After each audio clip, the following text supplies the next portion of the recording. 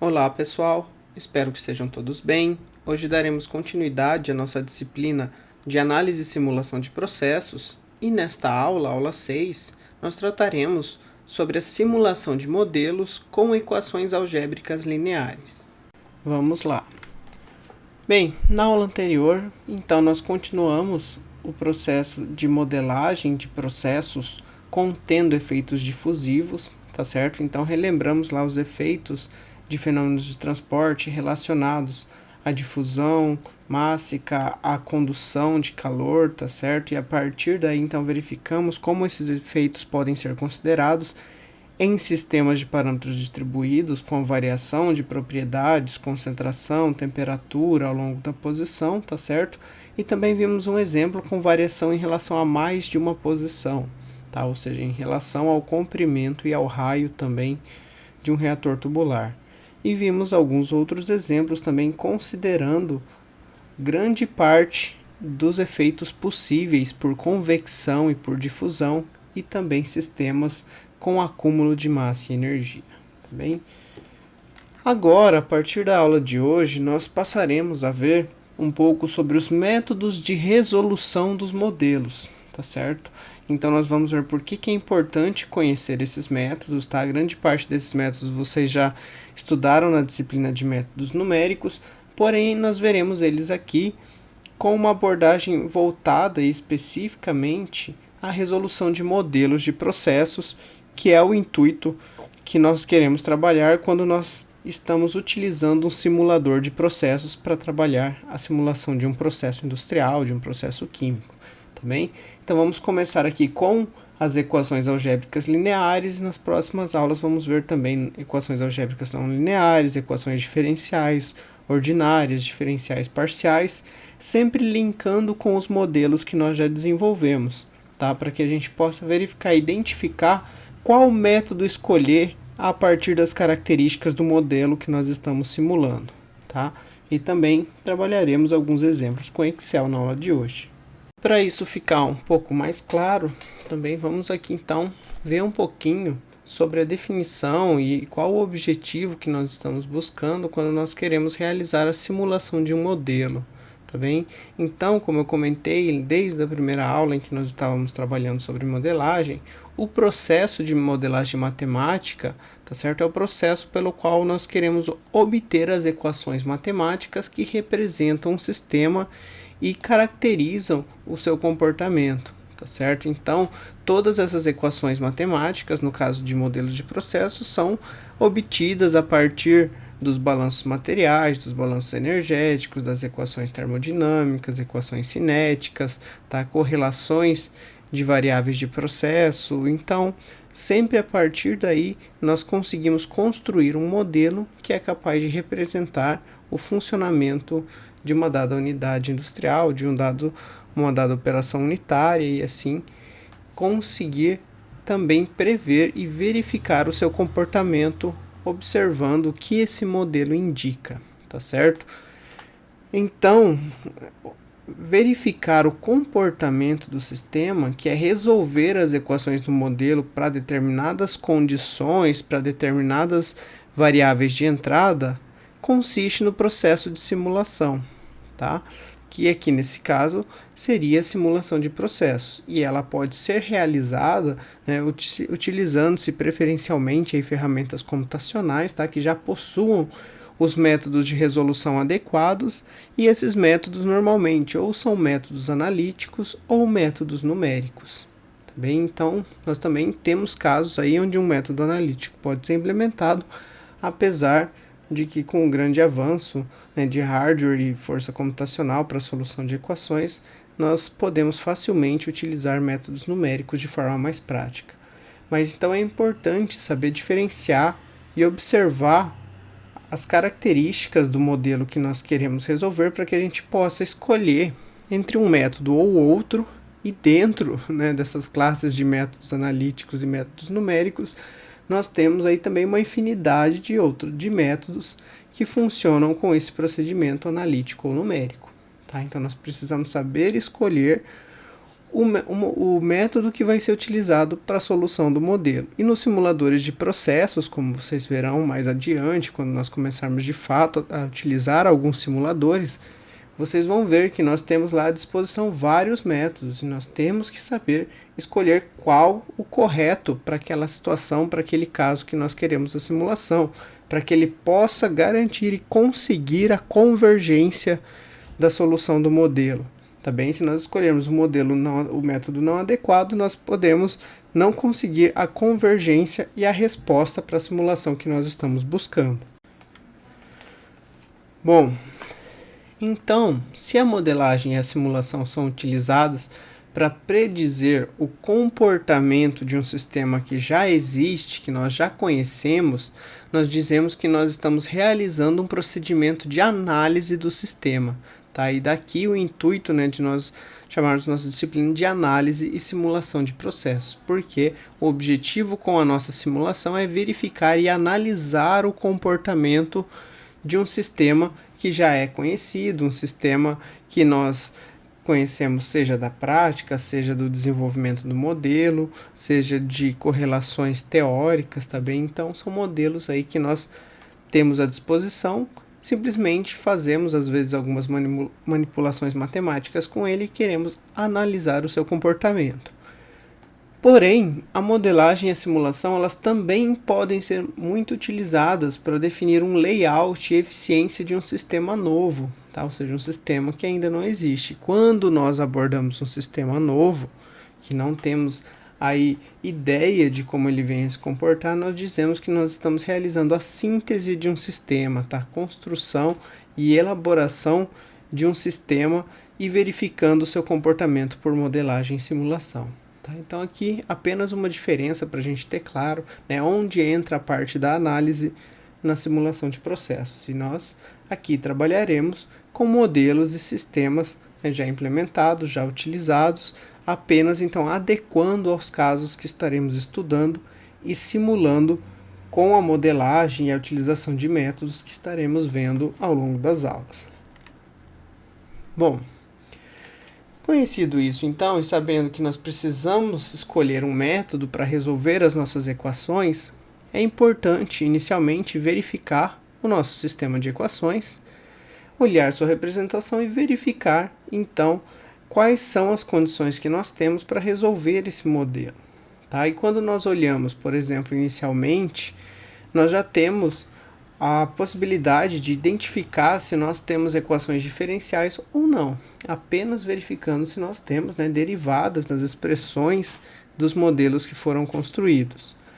Quando nós não temos derivadas, tá, inicialmente, que é o caso mais simples, nós temos um sistema de equações algébricas, tá? E daí nós podemos também verificar nesse sistema se existem produtos ou razões, né, ou divisões de uma ou mais variáveis. E quando nós temos diretamente um produto ou uma divisão entre variáveis, nós já identificamos que nós temos então um sistema não linear, tá? Mas quando nós não temos nenhum tipo de produto ou divisão entre as variáveis, tá? E daí é importante denotar isso, que né, o que nós temos que são parâmetros, que são às vezes propriedades que nós temos multiplicando as nossas variáveis, tá? Isso não conta como um produto de variáveis, né? E sim como apenas um produto aí de um parâmetro constante ou um parâmetro que pode ter valores diferentes em determinadas condições, mas que ele tem um valor conhecido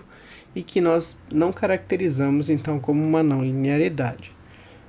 E começaremos então com esse caso inicial, quando nós temos um sistema de equações algébricas lineares, tá? Que seria o caso mais simples com os métodos mais clássicos de resolução.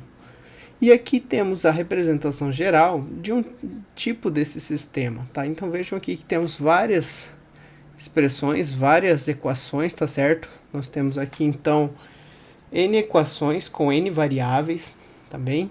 E vejam que em cada uma delas nós podemos ter aqui o produto de um coeficiente vezes uma variável, né, mais outro coeficiente, vezes outra variável, e assim sucessivamente até que nós podemos também ter um termo sem nenhuma variável, tá? Que nós podemos agrupar, né, nós podemos ter mais de um, mas Sempre que a gente tem mais de um, a gente consegue fazer as operações entre eles e fazer com que eles se reduzam a apenas um único termo, ok? E assim, então, nós também podemos não necessariamente ter todas as variáveis em todas as equações, mas quando isso acontece, nós também podemos representar essa variável como sendo multiplicada por um coeficiente igual a zero naquela equação, tá bem? E assim temos então um sistema com essa cara aqui. Então, ele tem então n equações, tá? E nós colocamos aqui uma abaixo da outra essas equações com n variáveis e representamos de forma geral com as variáveis do lado esquerdo da equação e o termo que nós chamamos de termo independente, sem equações, do lado direito. Beleza? Que vai ser um termo que independe do valor da variável, ele vai ter sempre o seu valor constante do lado direito da expressão, tá certo? E aqui nessa expressão, a IJ e BI são os coeficientes numéricos conhecidos, né? Ou seja, não são variáveis, apenas XJ ou XN são as variáveis que nós queremos determinar a partir então da resolução desse sistema. E nós vimos também que é muito comum nós cairmos nesse tipo de sistema quando nós temos modelos de processos que são não dinâmicos, né, que são em estado estacionário e que também são processos que contêm apenas aí uma lei de primeira ordem em relação à concentração, em relação à vazão de entrada, tá certo? Então, quando nós temos essas expressões que se mantêm sempre em primeira ordem, nós acabamos caindo em um sistema de equação linear, como nós veremos em alguns exemplos mais à frente. Quando nós temos um sistema desse tipo, é possível representá-lo em uma notação que nós chamamos de notação matricial, tá certo? Então nós podemos decompor todas aquelas equações ali do lado esquerdo em um produto de uma matriz de coeficientes por um vetor de variáveis e os nossos termos independentes do lado direito de equação em um vetor de termos independentes. Tá certo? Então, olhem essa representação aqui, que eu consigo, então, digamos que deixar e puxar em evidência todos os coeficientes para uma matriz A, tá certo? Onde cada coeficiente é um elemento dessa matriz. E consigo também colocar em forma de vetor, para que quando eu multiplique essa matriz por esse vetor, eu obtenha o sistema de equações, como um vetor aqui que vai de x1 até xn. E também um outro vetor que já está, na verdade, porque nós só temos uma unidade, né, do termo independente do lado direito da expressão. Então, nós temos ali de B1 até Bn termos que compõem o vetor dos termos independentes. Tá certo? E quando nós escrevemos nesse formato aqui, uma forma direta de resolução, tá certo? De forma analítica que nós possuímos, é apenas realizar uma operação matricial para determinar o vetor x. Tá? E que operação matricial é essa? Bom, digamos assim, a grosso modo eu poderia falar aqui que eu poderia passar a matriz A dividindo o lado direito da equação, mas nós não temos divisão de matrizes, tá? Operação de divisão de matrizes. Então, o que nós fazemos é multiplicar pelo inverso, tá? Quando nós multiplicamos pelo inverso, então nós ficamos do lado esquerdo aqui apenas com o nosso vetor das variáveis, e aqui do lado direito temos então a matriz inversa de A vezes o vetor B, e temos essa expressão geral que permite isolar para o vetor x e obter então a solução desse sistema de equações lineares. E nós faremos esse processo, né, veremos como esse método matricial funciona para conseguir resolver esses tipos de sistemas de equações lineares em alguns exemplos desenvolvidos logo a seguir. Tá? Vamos ver aqui então. Bem, no exemplo 1, então, vamos utilizar esse método por decomposição matricial para resolver um sistema de equações algébricas de um modelo obtido para um sistema com 3 tanques de agitação. Tá? Então, vamos olhar aqui que temos 3 tanques perfeitamente agitados, ou seja, tanques de modelos de parâmetros concentrados, interconectados conforme a figura abaixo. Então, nós temos um primeiro tanque que recebe uma alimentação chamada de Q01 e um reciclo que vem lá do terceiro tanque, Q31. A saída do primeiro tanque entra em um segundo tanque, junto com o que entra de uma corrente externa chamada Q02, produzindo uma corrente Q23. que alimenta o terceiro tanque e parte do que é introduzido nesse tanque é reciclado lá para o primeiro, como nós vimos, e parte sai em uma corrente chamada Q33. Então esse é o sistema que nós temos. No início, há o mesmo volume de água pura em todos os tanques, e a água pura é alimentada nos tanques 1 e 2 nas vazões Q01 e Q02, respectivamente, que são as vazões que são as alimentações externas em cada um dos tanques. Este sistema possui um reciclo e parte do efluente do tanque 3 retorna ao tanque 1 a uma vazão Q31, como nós verificamos ali também. Durante todo o processo, o volume de líquido nos 3 tanques permanece constante. Bem, então essa informação nos indica que temos aqui um processo em regime estacionário, tá? Não temos acúmulo, já que não varia o volume de líquido em nenhum dos tanques. As quantidades de líquido que deixam os tanques 1 e 2 para entrar nos tanques 2 e 3, respectivamente, são Q1 e Q23, com as nomenclaturas que nós vimos ali. O primeiro número indica o tanque de onde sai e o segundo o tanque no qual entra. E a quantidade que sai do tanque 3 é Q33. A tabela 1 mostra os valores numéricos para todos os fluxos envolvidos. Então vejam aqui que nessa tabela 1 nós temos os valores das vazões Q01 e Q02, que são as alimentações externas, e temos também algumas correlações entre outras vazões, tá? Todos aqui na unidade de metros cúbicos por minuto. Bem, então o que sai do tanque, que retorna do tanque 3 para o tanque 1 tem uma vazão de 2 metros cúbicos por minuto. O que sai do tanque 1 e vai para o tanque 2 é a soma do que entrou, tá, nesse primeiro tanque, que foi da alimentação externa e do reciclo do tanque 3, ou seja, 7 metros cúbicos por minuto, e assim sucessivamente. Aqui apenas os balanços de massa em relação às vazões volumétricas de cada um dos tanques, tá certo? Em um dado momento, os fluxos Q01 e Q02 começam a alimentar os tanques 1 e 2 com uma solução de hidróxido de sódio com concentrações de 10 kmol por metro cúbico, que seria a concentração na corrente de alimentação Q01, e 1 kmol por metro cúbico, que seria a concentração no tanque 2 na corrente de alimentação de vazão Q02, respectivamente, ao invés de água pura, embora todas as taxas de fluxo permaneçam constantes, ou seja, ainda não há variação de volume, apenas passou-se a alimentar correntes com uma certa concentração de hidróxido de sódio. Quais são as concentrações de hidróxido de sódio em todos os tanques quando um estado estacionário é atingido?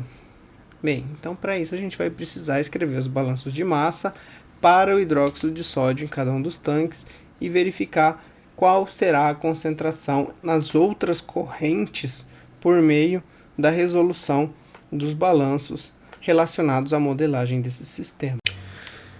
Bem, e desenvolvendo então o balanço de massa em cada um dos nossos sistemas para que a gente consiga representar o balanço de massa molar para o componente, no caso hidróxido de sódio, basta nós multiplicarmos então a vazão volumétrica pela concentração também em mols por metro cúbico, ou pela unidade de volume da vazão, para que a gente possa obter então a vazão molar na mesma unidade, né, de quilomol e de minuto que estava em relação à vazão volumétrica e à concentração molar. E aqui então, fazendo esse balanço em cada um dos tanques, nós temos o que entra menos o que sai igual a zero, já que nós não temos acúmulo. E dessa forma, no tanque 1 nós temos a alimentação externa, tá certo? Então a vazão dessa alimentação vezes sua concentração, que nós conhecemos aqui essa concentração na alimentação, menos a corrente que deixa o primeiro tanque vezes a concentração dessa corrente, mais a corrente de reciclo que entra no tanque 1 vezes sua concentração, tá certo?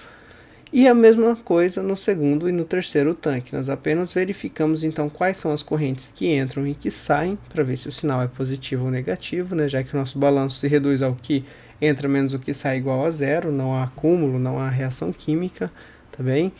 E simplificando então aqui, substituindo os valores das vazões que nós conhecemos, dados lá na tabela 1 do problema, e a concentração das alimentações que nós conhecemos, C01 e também da concentração C02 no segundo tanque, obtemos então o seguinte sistema de equações algébricas, que permite então com que nós possamos resolver esse sistema e obter a concentração nas correntes que deixam os demais tanques e que, já que são modelos de parâmetros concentrados, a concentração de saída é igual à concentração do tanque. Tá? Isso quando o regime estacionário for estabelecido e o termo de variação com o tempo deixar de existir, certo? Então verifiquem aqui que nós caímos nesse sistema, que é um sistema de equações algébricas. E para resolver esse sistema, como eu comentei anteriormente, nós temos o método de decomposição matricial, que é um dos mais utilizados, mais conhecidos. Poderíamos resolver também por escalonamento, tá? É um método que também funciona muito bem, mas que exige às vezes um esforço computacional, mecânico, maior do que o método de decomposição matricial, e também podemos ter a utilização de alguns outros métodos numéricos ainda para equações lineares, tá? Então existem aí várias formas de resolver um sistema desse tipo. E quando nós trabalharmos e veremos nas próximas aulas, né, com equações não lineares, nós também temos métodos numéricos diversos, né, métodos de bissecção, método de Newton-Raphson, método da seção tangente, método da matriz jacobiana. Existem aí vários métodos também para equações não lineares. Só adiantando aqui então que nós temos que escolher um método para resolver o nosso sistema. Bem, o nosso problema aqui, no caso, este sistema, nós iremos então decompô-lo na matriz dos coeficientes, tá? Na matriz A, como nós vimos lá anteriormente, verificando o coeficiente de cada variável que nós temos em cada expressão. E vejam que quando nós não temos um determinado termo, aquele termo na expressão tem coeficiente zero, tá certo? No caso, na primeira expressão C2, na segunda expressão C3 e na terceira C1, tá? E temos também o nosso vetor de variáveis, que é o vetor das nossas concentrações, no caso aqui chamamos de C, e dos termos independentes, tá, de B, que equivalem aqui a menos 50, menos 1 e 0. E agora vamos então lá na planilha do Excel. Eu vou mostrar para vocês rapidinho só como nós resolvemos por inversão matricial esse sistema com os comandos de matrizes do Excel. Bem, aqui na planilha do Excel, então, montei aqui uma tabela com a matriz dos coeficientes, outra com a matriz dos termos independentes, tá certo? Para que a gente consiga encontrar o vetor C, basta multiplicarmos então a inversa da matriz A pelo vetor B, tá? Então vamos ver aqui no Excel, para a gente resolver esse sistema, nós precisamos inicialmente aqui para calcular a matriz inversa de A, selecionar o intervalo que caiba a matriz inversa de A, tá? Então sendo uma matriz 3×3, né, uma matriz quadrada para que ela admita a inversa, o resultado também será uma matriz 3×3. Então, seleciono um intervalo do mesmo tamanho, tá? E vou, então, digitar o comando de inversão de matrizes, tá? Vou selecionar o intervalo, apertar F2 para entrar no modo de edição de comandos, igual a função matriz.inverso. Seleciono a matriz que eu quero, fecho aqui o comando. E para que eu apresente, né, quando eu tenho uma função que vai apresentar o resultado em mais de uma célula do Excel, também, dependendo da versão do Excel que você utiliza, para que a gente faça isso, nós temos que segurar as teclas Ctrl e Shift e apertar Enter. E daí vejam que ele irá mostrar o resultado em mais de uma célula de todos os termos que compõem a matriz inversa de A. Beleza? Bom, encontrada a matriz inversa, basta nós multiplicarmos essa matriz inversa pelo termo independente B e encontrarmos a solução para o vetor C. Então, seleciono o intervalo de células que eu quero minha resposta, e eu sei que são 3 variáveis, então aqui um vetor coluna para ter também a mesma direção do vetor B, tá? Que também é um vetor coluna.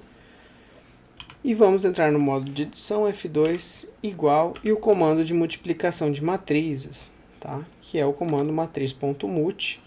Seleciono a primeira matriz, ponto e vírgula, seleciono a segunda matriz, fecho aqui o parênteses do comando, e como novamente vou apresentar o resultado em mais de uma célula, seguro as teclas Ctrl Shift, aperto Enter, ele me retorna aqui então a concentração de cada um dos tanques no estado estacionário. Tá? Então, no tanque 1, na saída do tanque 1, eu terei, quando o estado estacionário for atingido, uma concentração de 9,57 kmol por minuto, e nos tanques 2 e 3, concentrações equivalentes a 8,5 kmol por minuto em cada um. Beleza? Bom, então é uma das formas, um dos métodos que nós podemos utilizar para resolver.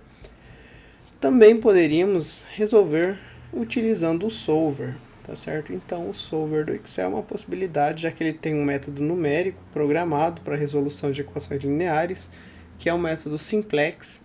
Também poderia utilizar o solver para resolver, tá bem?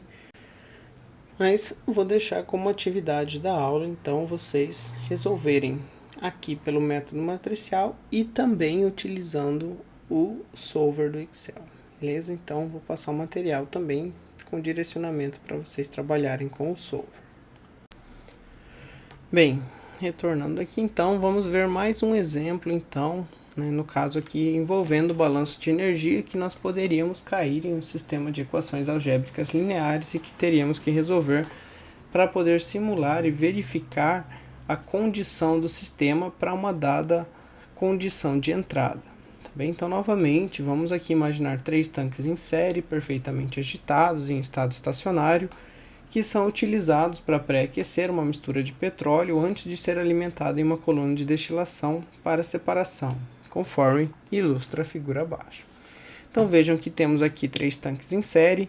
O primeiro tanque recebe uma quantidade de alimentação em vazão de 100 kg por minuto, a uma temperatura de 20 graus Celsius. Ao entrar nesse primeiro tanque, ele também se junta com uma corrente de reciclo que vem lá do terceiro tanque, e aqui ele é pré-aquecido com um sistema então de serpentina dentro do tanque, no qual é injetado vapor, e o vapor faz a troca térmica para aumentar a temperatura da solução no tanque 1. O que sai do tanque 1, segue já para um segundo tanque, onde ele é pré-aquecido mais um pouco, com mais vapor alimentado.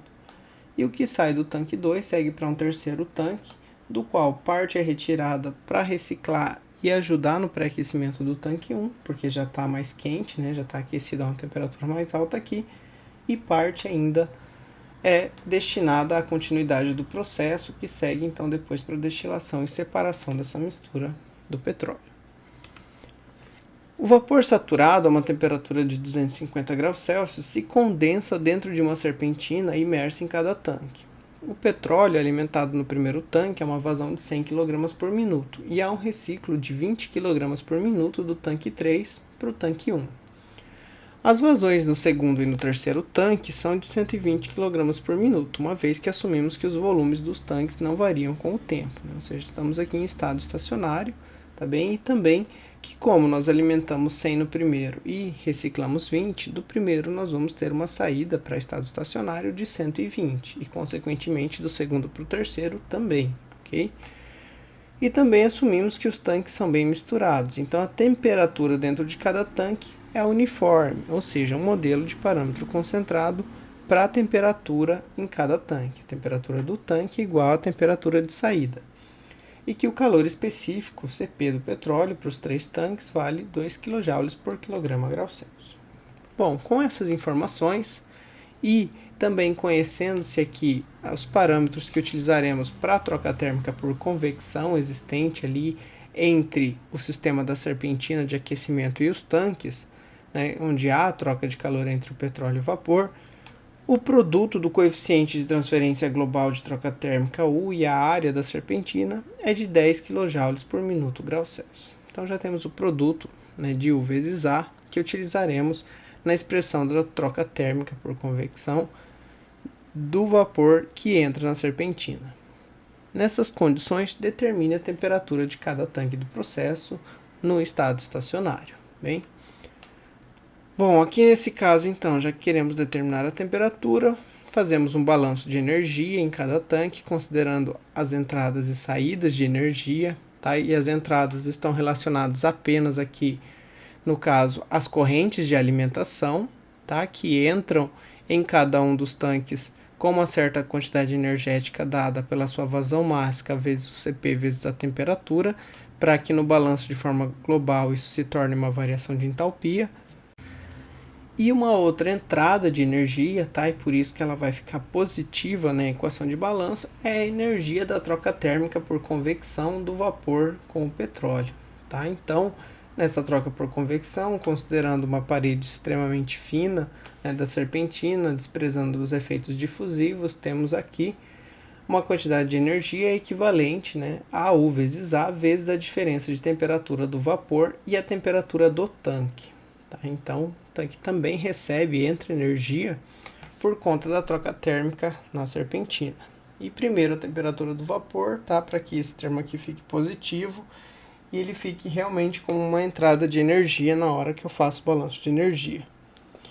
Já na saída, nós temos aqui a energia associada às correntes que deixam o tanque. Então, vejam, no tanque 1 e no tanque 2 eu só tenho uma corrente que sai, e no tanque 3 eu tenho duas correntes que deixam o tanque. Então, com os balanços de massas, eu sei aqui as vazões de cada uma dessas correntes, e eu consigo então aqui escrever a equação do balanço de energia, né, no caso seria aqui do princípio da conservação da energia para cada um dos tanques, beleza?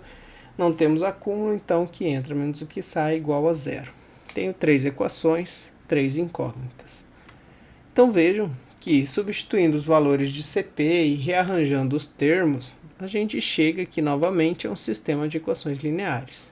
Que para que a gente possa resolver esse sistema, então, temos que recorrer lá ao método matricial, ou escalonamento, ou simplex, algum método para resolver esse tipo de sistema e determinar a temperatura de cada um dos tanques quando nós temos uma troca de vapor nessas condições, quando temos um petróleo com esse CP, tá certo? Para que a gente possa, digamos assim, já fazer uma simulação que prevê a temperatura em cada tanque para essas vazões que nós temos. Legal? Bom, então vamos lá na planilha. Basta nós decompormos novamente nosso sistema em um sistema com uma notação matricial de coeficientes e de termos independentes. E o meu vetor de variáveis será o vetor das variáveis de temperatura, T1, T2, T3, e aplicar o método para encontrar as temperaturas. Então vamos lá no Excel rapidinho para fazer esse cálculo e verificar as temperaturas solicitadas do problema. Bom, pessoal, então temos aqui no Excel já escritas então as matrizes dos coeficientes e o vetor dos termos independentes.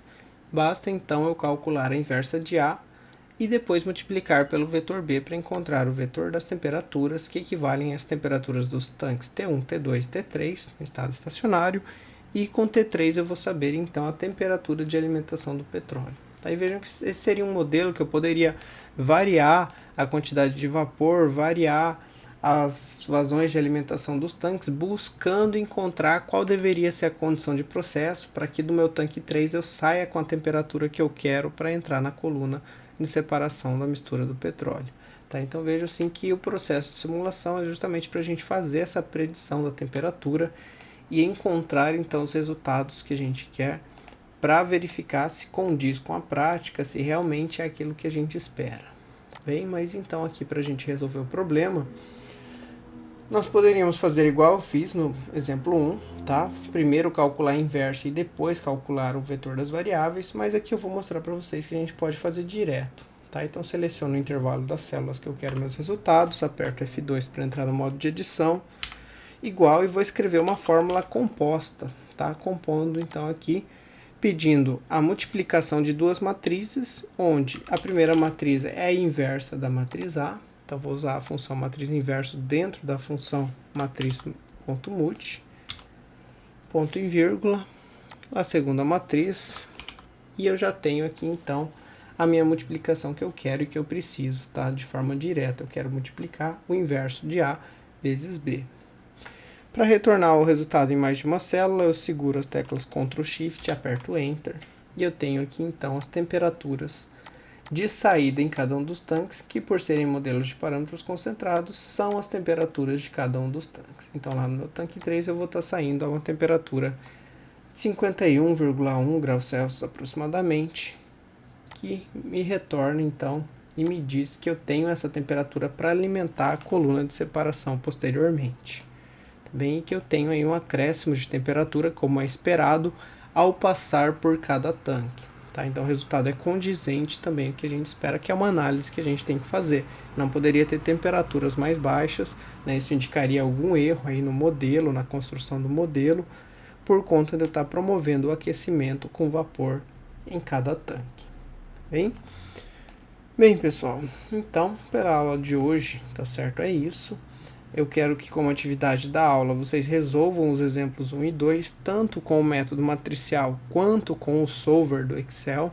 Tá? A ideia para vocês trabalharem com o solver, eu recomendo que vocês assistam a aula de solver, tá? Do curso de Excel que eu coloco em uma das playlists do canal também, tá? Para que vocês entendam como utilizar um solver para resolver equações lineares, tá bom?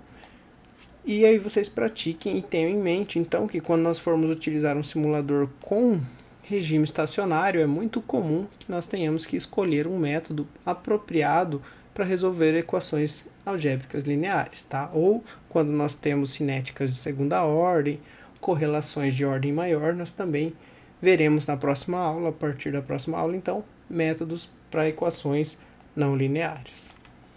Aqui as principais referências da nossa aula. Por hoje é isso, pessoal. Obrigado pela atenção e até a próxima aula.